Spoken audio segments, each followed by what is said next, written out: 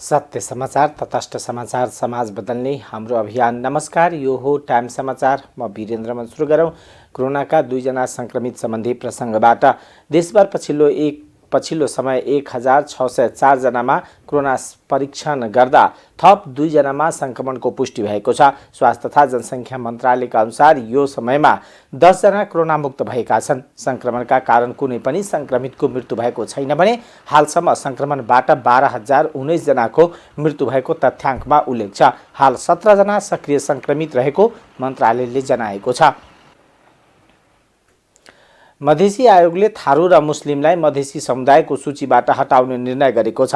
आयोगका अध्यक्ष विजय कुमार दत्तका अनुसार 20 मङ्सिरमा बसेको बैठकले नेपालमा मधेसी समुदायको थर सूचीकरण अध्ययन प्रतिवेदन 2078बाट उपसमूह 1 मा थारू र 2 मा रहेको मुस्लिमलाई हटाउने निर्णय गरेको हो। मधेसी आयोगले गरेको निर्णय कार्यान्वयनका लागि आयोगकी उपसचिव सविता डङ्गोलले प्रधानमन्त्री तथा मन्त्री परिषदको कार्यालयलाई पत्र पठाएकी छिन्। थारू र मुस्लिम समुदायका विभिन्न सङ्घ संस्थाले थारू र मुस्लिम समुदायको छुट्टै पहिचान र सभ्यता रहेको र सो मधेसी समुदायसँग नमिल्ने भएकोले गर्दा मधेसी क्लस्टरमा आफूहरूलाई नराख्न मधेसी आयोगमा उजुरी दिएका थिए।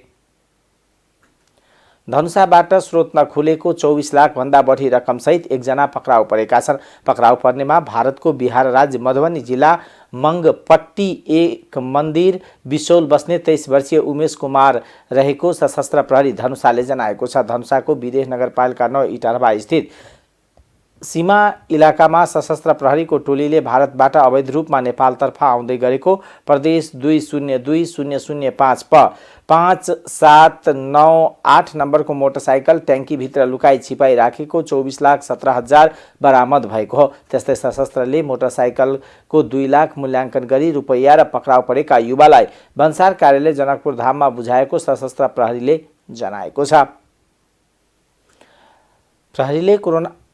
प्रहरीले किराना पसलमा युरियाको कालोबजारी गर्ने एक युवकलाई सप्तरीको राजविराजबाट नियन्त्रणमा लिएको छ। पक्राउ पर्नेमा राजविराज नगरपालिका 10 दिघवाका 19 वर्षीय राजकुमार दास रहेको जिल्ला प्रहरी कार्यालय सप्तरीले जनाएको छ।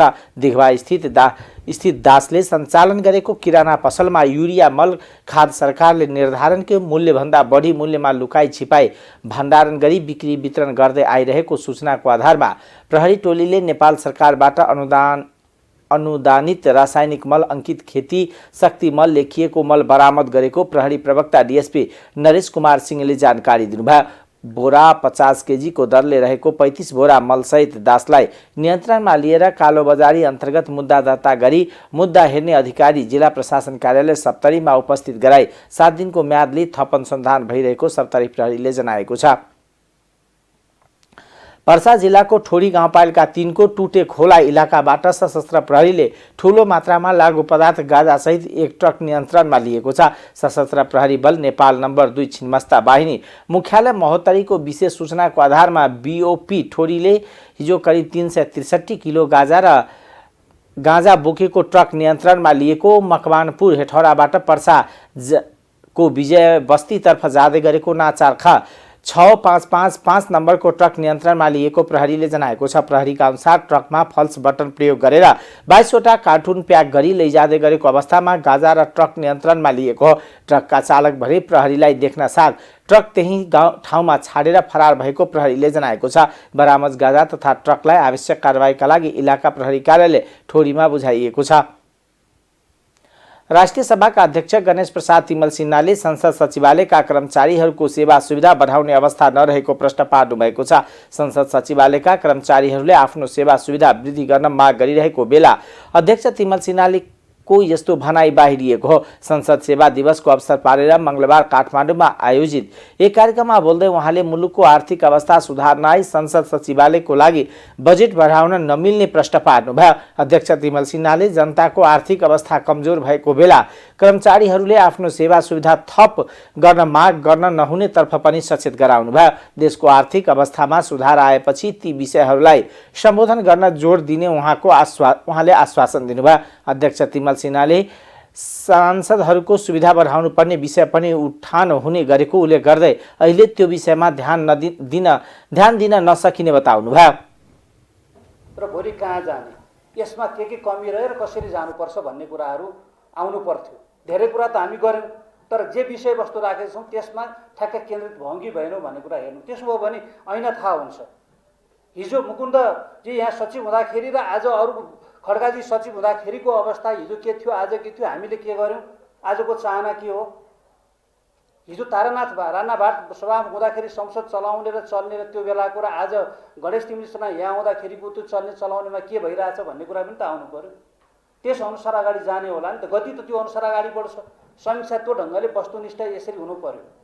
मैले देखेको धेरै जसो कुराहरू जति कुरा गरे पनि भन्छन् अब त्यो 12 हात बाटे पनि 100 हात बाटे गाँठो एउटै भने जस्तो गाँठो अर्थमा आएर जोडिएको छ।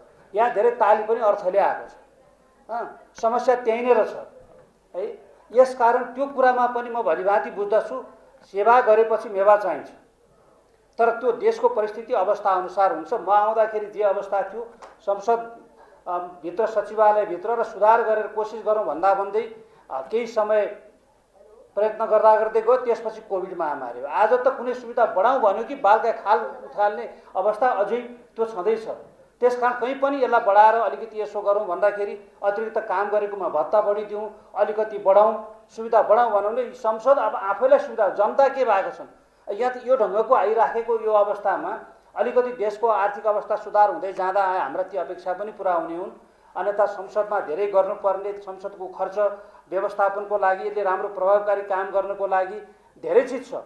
अघि कुरा आयो, अब एउटा बाहिर समितिको तर्फबाट कहीँ फिल्डमा जाँदा सांसदकै 22-2500 रुपियाँले के गर्ने। अब बढायो भने सांसद आफैलाई बढाउन जाने, हिजो चप्पल लाएर हिँड्थ्यो, आज चाहिँ नि अनि उसलाई नपुगेर 5000 बनाए, अब के गर्नुहुन्छ। यो त बाध्यता छ नि त, यथार्थ एउटा छ, बाध्यता अर्को छ हैन। यसकारण यस्तो स्थितिमा हामी अहिले छौँ। त्यसकारण देशको समृद्धितिर विकासतिर लाग्दै जाँदा जब हामी आर्थिक विकासलाई अगाडि बढाउँछौँ त्यसपछि यी कुरालाई पनि जोड दिन सक्छौँ।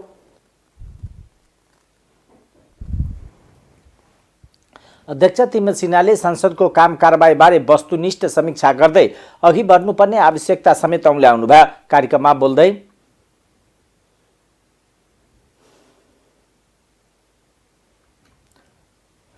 उहाँले संसद सचिवालयलाई स्वायत्त निकाय बनाए पनि त्यसलाई जनताको सार्वभौम निकायको रूपमा काम गर्ने क्षमताको विकास गर्न नसकेको गुनासो गर्नुभयो। राष्ट्रपति विद्यादेवी भण्डारीले राष्ट्रलाई सहयोग पुग्ने गरी दक्ष जनशक्ति उत्पादनमा सामुदायिक विद्यालयको ध्यान दिनुपर्ने बताउनु भएको छ। बाँसबारी माध्यमिक विद्यालयको स्वर्ण महोत्सवको अवसरमा मंगलबार आयोजित कार्यक्रममा राष्ट्रपति भण्डारीले मुलुकको विकासका लागि गुणस्तरीय शिक्षा आवश्यक रहेकोले यो जनशक्ति उत्पादनको आधार निर्माणका लागि सामुदायिक विद्यालयले भूमिका खेल्नुपर्ने बताउनुभयो। मुलुकभित्र प्राविधिक एवं व्यावहारिक शिक्षा प्रदान गरी अध्ययन गर्न विदेश जाने युवा र जनशक्तिलाई रोक्नुपर्ने उहाँले बताउनुभयो।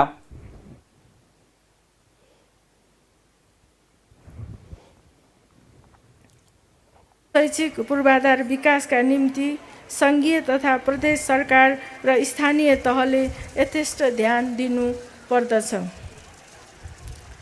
साथै गुणस्तरीय शिक्षाको खोजीमा विदेशी नै युवा शक्तिलाई देशभित्रै प्राविधिक एवं व्यावहारिक शिक्षा प्रदान गरी हाम्रो जनशक्ति र पुँजीलाई राष्ट्रको सेवामा लगाउन सक्नु पर्दछ। सार्वजनिक शिक्षाको क्षेत्रमा राज्यद्वारा भइरहेको लगानीको अनुपातमा प्रतिफल हासिल गर्न सामुदायिक विद्यालयले गुणस्तरीय जीवन उपयोगी र व्यावहारिक शिक्षा प्रदान गर्न सक्दछ भन्ने उदाहरण प्रस्तुत गर्नतर्फ यो विद्यालय अग्रसर रहनेछ।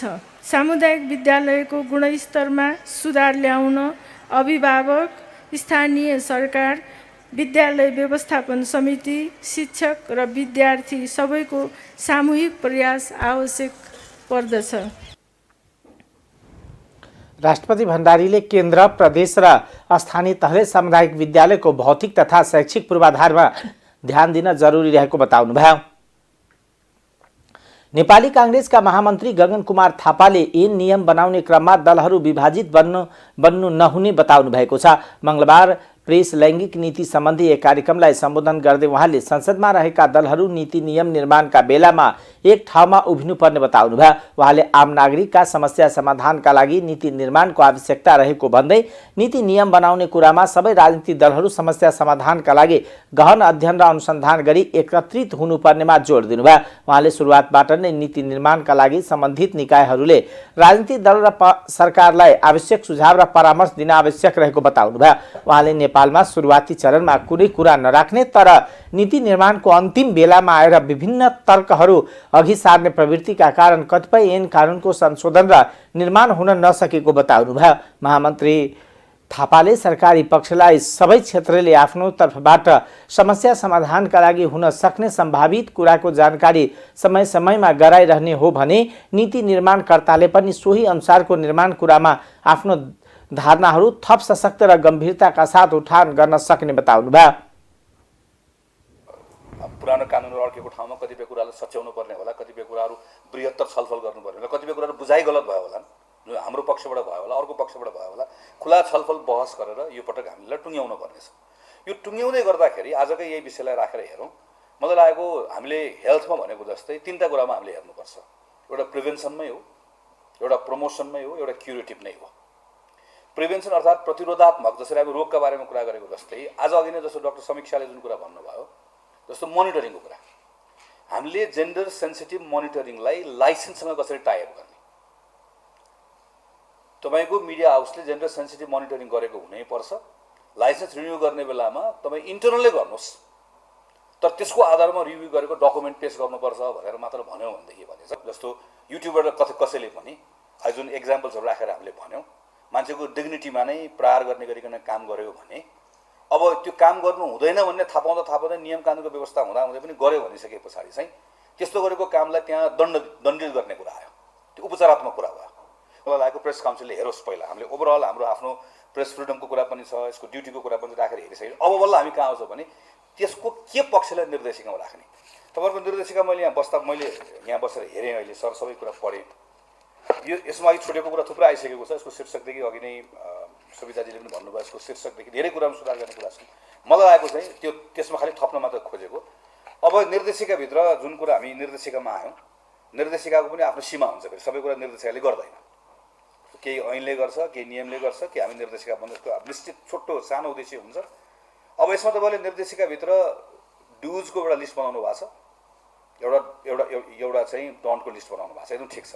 तपाईँ मैले सर हेर्दै गर्दाखेरि पत्रकार र सञ्चार माध्यमले गर्न नहुने एकदम स्पष्ट छ। एउटा म आजदेखि नयाँ पत्रकार भएँ, निर्देशिका मैले पढेँ, ठ्याक्कै बुझ्छु मैले। महिलाको सर्वाङ्गीण विकासलाई अवरोध गर्ने रूढिग्रस्त र परम्परागत भूमिकामा आधारित पूर्वाग्रही समाचार सम्प्रेषण गर्नु हुँदैन। के नगरे एकदम प्रष्ट छ। यसो थप्नु भयो हुन्छ थप्नु, तर के गर्नेलाई हेर्नुहोस् है त। महिलासँग सम्बन्धित समाचार सम्प्रेषण गर्दा समाजप्रति उत्तरदायी हुनुपर्ने कानुनी एवं सामाजिक अपेक्षा र व्यावसायिक सिद्धान्तलाई अनुसरण गर्दै थप उत्तरदायी जवाबदेही हुनुपर्नेछ। मैले बुझिनँ है, मैले सबै पढेँ, मैले यसको 90% बुझिनँ। के गर्ने भन्ने कुराको सन्दर्भमा यसलाई हामीले यति जटिल बनाएका छौँ कि यो पढिसकेपछि वास्तवमा ठ्याक्कै के गर्ने भनेर 3टा पोइन्ट लेख भनेर पनि लेख्न सकिँदैन। महामन्त्री थापाले आधारभूत स्वतन्त्रता थप संकुचित भएर समुन्नतिको मापन पछि पर्ने बताउनुभयो। नेपाली कांग्रेसका नेता डाक्टर शेखर कोइरालाले अदालतले दोषी ठहराएकालाई माफी दिन प्रयास गर्नु लोकतन्त्रको उपहास भएको टिप्पणी गर्नुभएको छ। सरकारले टीकापुर घटनाका मुख्य आरोपी रेशिम चौधरी लगायतलाई थुनामुक्त गर्ने गरी अध्यादेश ल्याउने निर्णय गरेपछि कोइरालाले यस्तो प्रतिक्रिया दिनुभएको हो। अध्यादेश मार्फत कानुन संशोधन गरी अदालतले दोषी ठहराएलाई माफी दिने प्रयास गर्नु कानुनी शासन विधि, संसदीय प्रणाली, राजनीति र लोकतन्त्रको मर्मको उपहास रहेको बताउनुभयो। कोइरालाले सामाजिक सञ्जाल मार्फत आफू अनुकूलनको राजनीति सहजताका लागि कानुनलाई बङ्ग्याउने छुट कसैलाई नरहेको बताउनुभयो। भोलि यसले गलत नजिर बस्ने जाने बताउनुभयो। अध्यादेश ल्याउने निर्णयको सत्तारूढ दल कांग्रेसभित्र विरोध भइरहेको छ। सत्ता गठबन्धनको एक घटक राष्ट्रिय जनमोर्चाले रेशम चौधरीलाई आम माफी दिने गरी सरकारले अध्यादेश ल्याएको भन्दै विरोध गरेको छ। जनमोर्चाका तर्फबाट अध्यक्ष चित्रबहादुर केसीले मंगलबार जारी गरेको विज्ञप्तिमा फौजदारी कार्यविधि संहितामा परिवर्तन गर्न अध्यादेश ल्याउन राष्ट्रपतिकोमा सिफारिस गरिएको प्रति पार्टीको ध्यानाकर्षण भएको उल्लेख छ। जनमोर्चाले सरकार बनाउन बहुमत पुर्याउने उद्देश्यले रेशम चौधरीलाई जेलमुक्त गर्न अध्यादेश ल्याउन खोजिएको प्रश्न भएको पनि उल्लेख गरेको छ। रेशम चौधरी लगायतका अन्य अन्यायमा परेका कारण होइन, सरकार बनाउन बहुमत पुर्याउन उद्देश्यले नै रेशम चौधरीलाई जेलमुक्त गर्न अध्यादेश ल्याउन खोजिएको विज्ञप्तिमा भनिएको छ। आफ्नो राजनीतिक उद्देश्य पूरा गर्ने अपराध वा अपराधीलाई प्रयोग गर्ने कार्यले दण्डहीनता बढ्ने बताउनुभयो। अपराध राजनीतिको अपराधीकरण, अपराधको राजनीतिकरण हुने खतरा बढ्नेछ। त्यसैले सरकार बनाउने हुई बहुमत पुर्याउने उद्देश्यले दण्डहीनतालाई प्रश्रय दिने अध्यादेश ल्याउन सरकारले गरेको निर्णय गलत रहेको र त्यो गलत निर्णयको हामीले विरोध तथा भर्त्सना गर्दछौं। राप्रपाका प्रवक्ता एवं नवनिर्वाचित प्रतिनिधि सभा सदस्य ज्ञानेन्द्र शाहीले राजनीतिक बन्दीहरूलाई रिहाई गर्नका लागि सरकारले ल्याएको अध्यादेश राष्ट्रपति विद्यादेवी भण्डारीबाट अविलम्ब फिर्ता हुनुपर्ने माग गरेका छन्। शाहीले वर्तमान सरकार कामचलाउ सरकार भएकोले गलत मनसायका साथ राजनीति आवरणमा जघन्य अपराधमा संलग्नहरूलाई उन्मुक्ति दिने उद्देश्यले अध्यादेश ल्याउन अनैतिक र आपत्तिजनक भएको बताउनुभयो। मंगलबार काठमाडौँमा पत्रकार सम्मेलन गर्दै उहाँले राष्ट्रपति कार्यालय पुगेको उक्त अध्यादेश राष्ट्रपतिबाट फिर्ता हुनुपर्ने बताउनुभयो। उहाँले अहिले सरकारबाट राष्ट्रपति कार्यालय पुगेका उक्त अध्यादेशले कुनै पनि अपराधबाट छुट पाउने राजनीतिक खोल उड्नुपर्छ भन्ने सन्देश दिएको पनि टिप्पणी गर्नुभयो। वर्तमानमा चर्चित मुद्दाहरू मात्र नभई 10 वर्षीय द्वन्द्वका आडमा भएका व्यक्तिहरू विरुद्ध अदालतमा चलिरहेको फौजदारी मुद्दाहरू र अवरुद्ध संक्रमणकालीन फौजदारी मुद्दाहरू समेत वर्तमान सरकार यही अध्यादेशको आधारमा फिर्ता माफी मिन्हा गराउने प्रक्रिया रहेको उहाँले आरोप लगाउनुभयो। यस्तो अध्यादेश ल्याएको छ कुनै पनि अपराधीले अपराध गर्ने, हिंसा गर्ने, हत्या गर्ने, जघन्य अपराध गर्ने अनि त्यसलाई राजनीतिक रङ देखाउने अनि राजनीतिक रङ देखाएर त्यसलाई चाहिँ उन्मुक्ति दिलाउने। यदि यो अध्यादेश पारित भयो र यदि यो अध्यादेश राष्ट्रपति महामहिम राष्ट्रपतिज्यूले यसलाई पारित गर्नुभयो भने यो देश कोही पनि नागरिक सुरक्षित हुँदैन। यस्तो किसिमको कामचलाउ सरकारले जुन अध्यादेश ल्याएको छ यो अध्यादेशका सम्बन्धमा छ र अध्यादेश ल्याउन पाउने अधिकार अहिलेको कामचलाउ सरकारको होइन, किनकि निर्वाचन भइसकेको छ, ताजा जनादेश आइसकेको छ। ताजा जनादेशको अपदिनभित्र संसदको बैठक सुरु हुने वर्तमान पृष्ठभूमिमा अहिलेको कामचलाउ सरकारले गलत मनासायका साथ राजनीतिक आवरणमा जघन्य अपराधमा संलग्नहरूलाई उन्मुक्ति दिने उद्देश्यले अध्यादेश ल्याउनु अनैतिक र आपत्तिजनक विषय मात्र नभएर स्वार्थपूर्ण र सत्ता केन्द्रीय राजनीतिको फोहोरी खेलको सुरुवात हो।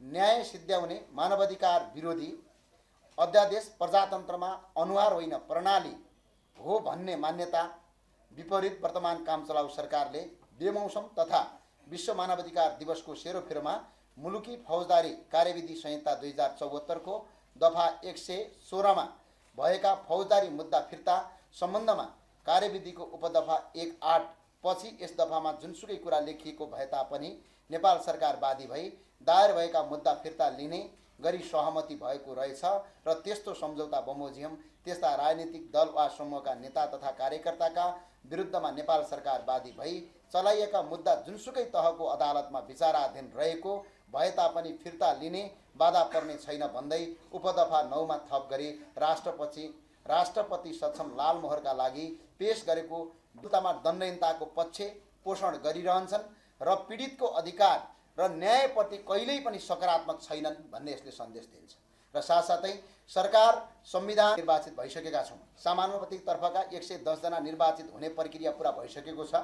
मुलुकको कानुन बनाउन अवधिक निर्वाचनबाट निर्वाचित 275 जना सांसदहरू केही हप्तामा प्रतिनिधि सभा प्रवेश गर्दैछौँ।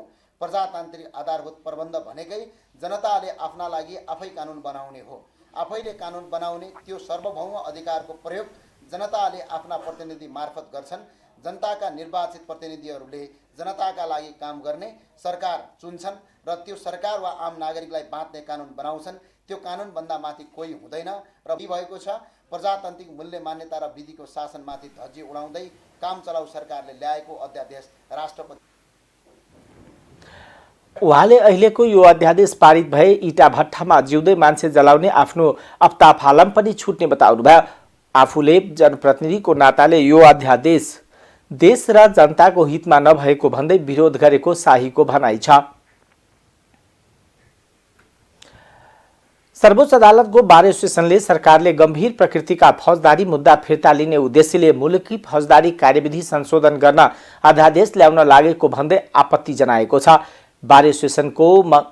बार एसोसिएसनले विज्ञप्ति निकालेर काम चलाउ सरकारले कानुनमा नै संशोधन गर्ने गरी अदालतमा विचाराधीन गम्भीर प्रकृतिका मुद्दा फिर्ता लिने अध्यादेश ल्याउन लागेको भन्दै आपत्ति जनाएको हो। यो कदमले संवैधानिक सर्वोच्चता, विधिको शासन, कानुनी मूल्य मान्यता, फौजदारी कानुनको स्थापित मान्यता तथा सर्वोच्च अदालतबाट प्रतिपादित सिद्धान्त उपहास गरेको विज्ञप्तिमा उल्लेख छ।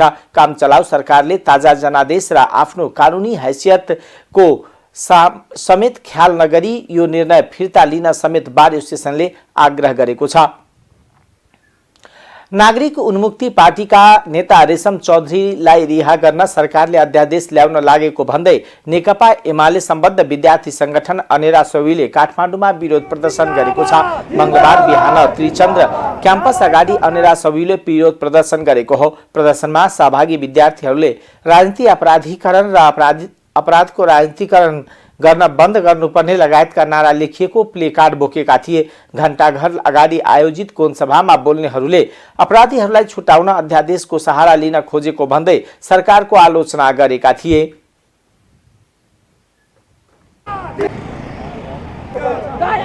संसद गरिदिनु हुन र आजको कार्यक्रमलाई समापन गरिदिनु हुन अन्डा समिति केन्द्रीय कमिटी सचिवालय सदस्य आदरणीय साथीहरू, आज हामी अनेरा सेव्यू हिजो विगत 2022 सालदेखि अनवरत रूपमा यो आन्दोलनमा रहिरहेको एउटा संगठन हो। यो संगठनले सधैँभरि कहिले पञ्चायतको विरुद्ध यसले लाग्यो, कहिले चाहिँ यसले निर्दलीय व्यवस्थाको विरुद्ध यसले आफ्नो चाहिँ छाती बजाएर हरेक ठाउँमा सडक आन्दोलन गर्यो। यो सरकार आयो भने, गठबन्धनले जित्यो भने अनेकौँ किसिमको यसले चाहिँ काण्ड गर्छ भनेर हामीले विजय कुमार गच्छेदारलाई जेलबाट छुटाएको थियो। आज यो सरकारले चुनाव सकेको भोलिपल्टैबाट फेरि मोहम्मद आलाम जस्तो एउटा चाहिँ हत्यारा जसले चाहिँ इट्टा भट्टामा जिउँदै मान्छेलाई चलाएको थियो, त्यस्तो हत्यारालाई आज यसले निकाल्दैछ, छुटाउँदैछ र रेशम चौधरी जुनमा एउटा राजनीतिक हत्याकाण्डको रूपमा त्यसलाई देखा परेको थियो, रेशम चौधरीको हत्या पनि छानबिनकै विषयमा छ। यो छानबिनको विषयमा रहेको कुरालाई यो सरकारले अध्यादेशको चरम दुरुपयोग गरेर आज यो देशमा आज अपराधीलाई चाहिँ खुलेआम रूपले संरक्षण गर्ने काम गरेको छ। उनीहरूले रेशम चौधरीको बहानामा कांग्रेस नेता मोहम्मद अफ्ताब आलमलाई छुटाउन खोजिएको आशंका समेत व्यक्त गर्नुभयो। अब आर्थिक समाचार।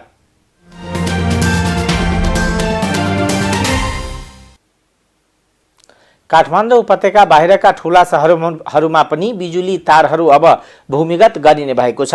नेपाल विद्युत प्राधिकरणले उपत्यका बाहिरका ठूला शहरहरूमा बिजुलीका तार भूमिगत गर्ने तयारी गरिरहेको छ। नेपाल विद्युत प्राधिकरणका प्रवक्ता सुरेश बहादुर भट्टराईले काठमाडौँ उपत्यका जस्ता अन्य ठूला शहरहरूमा पनि बिजुलीको तारलाई भूमिगत गर्ने तयारी भइरहेको बताउनुभयो। उहाँले चितवन, विराटनगर, पोखरा, जनकपुर लगायतका ठूला शहरहरूमा बिजुलीको तार भूमिगत गर्ने तयारीमा नेपाल विद्युत प्राधिकरण लागेको छ।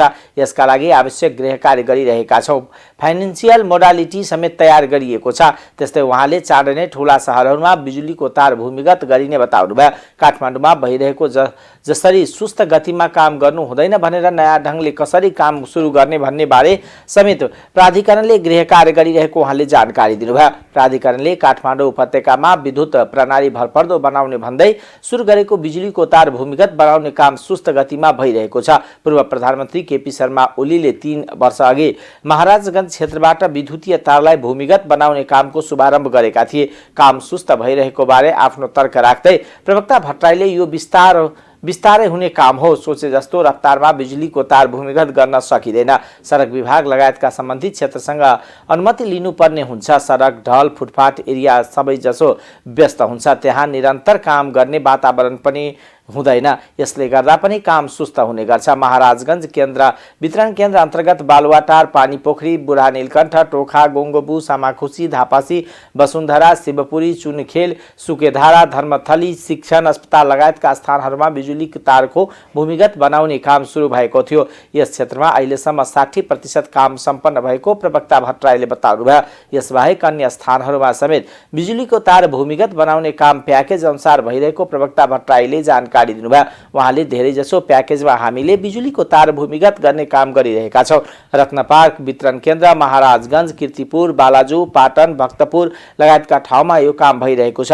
उहाँका अनुसार महाराजगञ्ज क्षेत्रमा 60% भन्दा बढी काम भइरहेको छ। रत्न पार्क वितरण केन्द्रमा करिब 40% काम भएको छ। कीर्तिपुर, बालाजु र भक्तपुर क्षेत्रमा भने करिब 25% काम भइरहेको छ। अब अन्तर्राष्ट्रिय समाचार।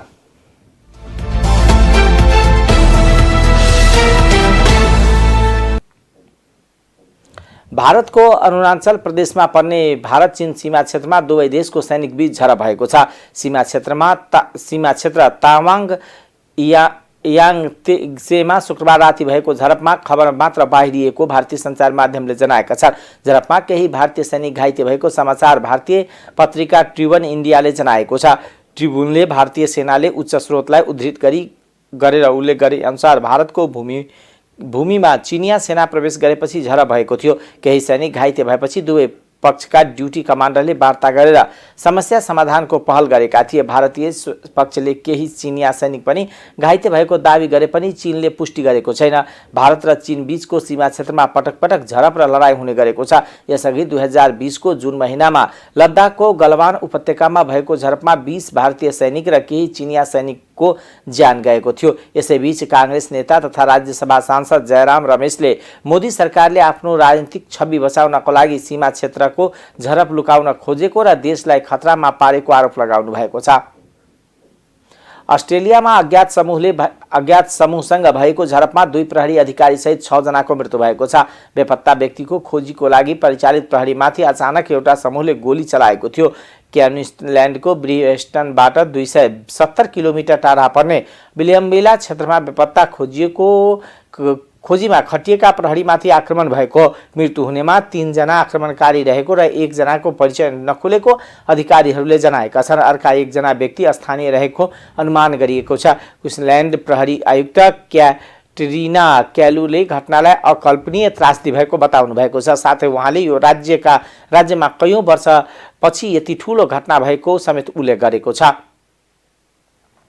रूस युक्रेन युद्धका कारण युक्रेनमा क्षतिग्रस्त भएको संरचना पुनर्निर्माणका लागि सहयोग जुटाउन फ्रान्सले अन्तर्राष्ट्रिय सम्मेलनको आह्वान गरेको छ। फ्रान्सका राष्ट्रपति इमानुएल मैक्रोनले राजनीतिज्ञ सहायता निकाय तथा विभिन्न कम्पनीहरूको भेला आह्वान गर्नुभएको।